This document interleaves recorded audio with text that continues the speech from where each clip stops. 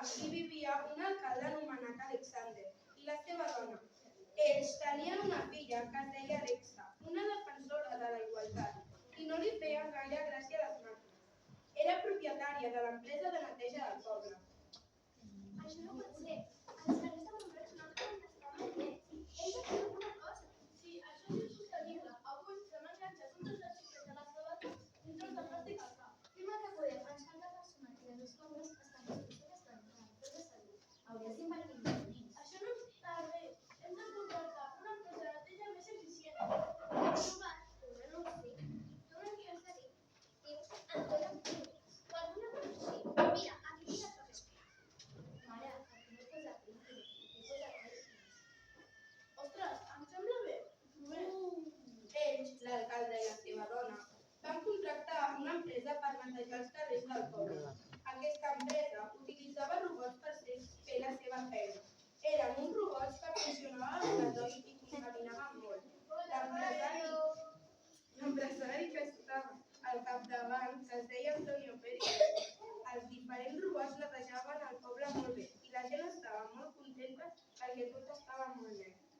Ciutadans, ciutadanes de Montreal. Estic molt content de portar uns robots per netejar el poble. Us presento els nous robots. Som els nous robots del poble. Esperem poder netejar tot molt bé. Exacte, som molt eficients, estem dissenyats per fer la vida més fàcil, més neta. Oh, que net estarà tot.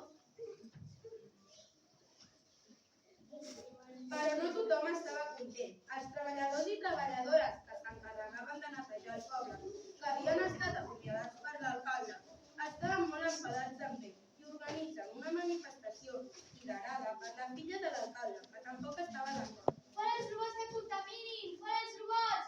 Les persones tenim molt a dir! Alexander, fora! Alexander, dimitex! Alexander, fora! Alexander, dimitex! Volem robots sostenibles! Volem robots amb plaques solars. Alexander, fora! Alexander, dimitex!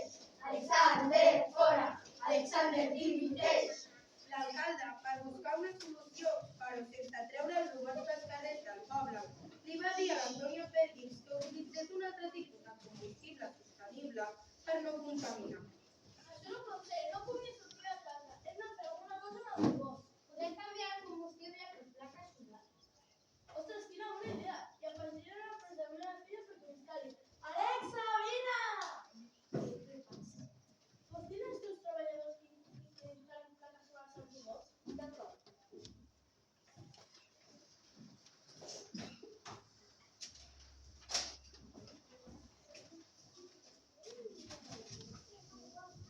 Montserrat, Jaume, veniu!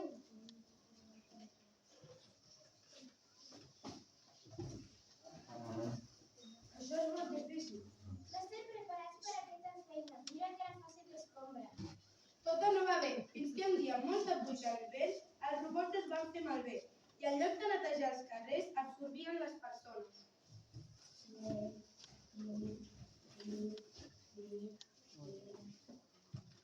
Tenim la missió de netejar. Sí, netegem un raig a les persones.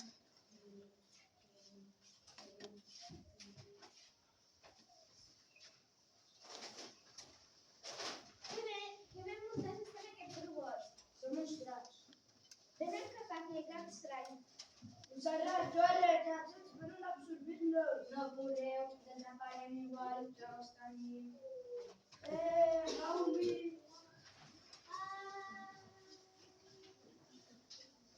Tant l'empresari com l'alcalde no sabien com solucionar el problema. L'alcalde es va tancar a la seva habitació i l'empresari va marxar. Mira, una altra persona allà al final, anem cadascú per una banda. Ostres, que venen a per mi! Auxili, auxili! Llavors, els tècnics més bons del territori van venir a ajudar a desconnectar-los. Els tècnics d'Andó i el seu ajudant cables creuats, que van poder arribar als cables i els van tallar. Ja som aquí, ja som aquí! Ràpid, ràpid, ràpid, cables creuats! Anem amb pressa! Hello, pot passar el diners? Mare meva, veig que aquí tindrem molta feina! Espavila!